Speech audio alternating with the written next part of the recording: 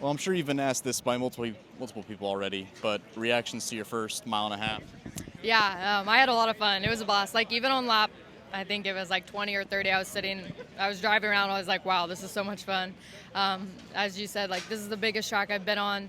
I've never experienced dirty air before, so I had a lot of notes to look back on, and really good people in my corner to be able to help me out and point me in the right direction. So I knew that what I needed to do and just execute. But yeah, it was a lot of fun. Take me through those last few restarts. I think I saw you at fifth, then back down to eighth, and back to fifth again. That must have been quite a roller coaster for you. Yeah, honestly, whenever the caution came out, I was a little bit bummed just because I knew restarts were kind of my weak point. But, I'm glad it played out the way it did because I needed those extra restarts to practice. You can't really simulate those. I can do as much as I want on iRacing, but, it's hard to do it without actually having the laps and being out there on the track. So that first restart there, the first of the last, I felt like I did a really good job.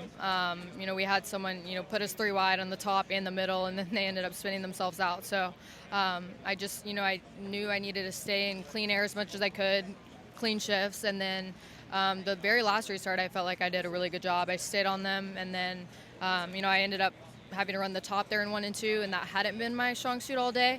I'd been primarily on the bottom, but when I saw the 2 cars underneath me, I just held it wide open and prayed for the best. And it worked. It did work. What are some things that you learned tonight that you can apply for the future? Yeah, absolutely. The air is just the biggest thing. Like putting myself in good spots and putting myself in bad spots.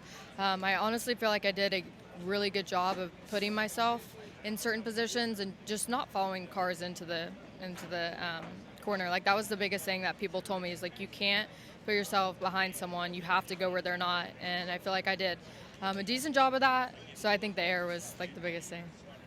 Hey race fans, I'm Chase Folsom with FrontStretch.com. If you enjoyed the short track video you just watched, please be sure to subscribe to Front Stretch Grassroots on YouTube for more Cars Tour, ARCA, and other grassroots racing content.